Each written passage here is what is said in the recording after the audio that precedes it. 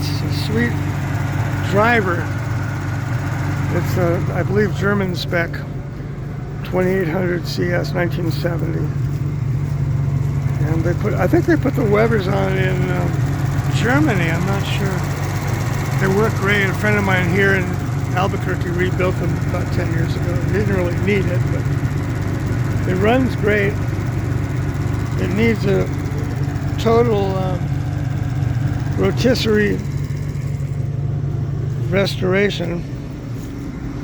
That's from my other one, the FNV plate. I got it from the original owner in Northants, UK, 1983. So I just love this car. I'd like to sell it because, you know, I've got too much to keep track of. But I don't know. Play it by heart. See how it shows up. The interior is good. It's just all covered over with stuff from Indian restaurants and so forth. Toy cars.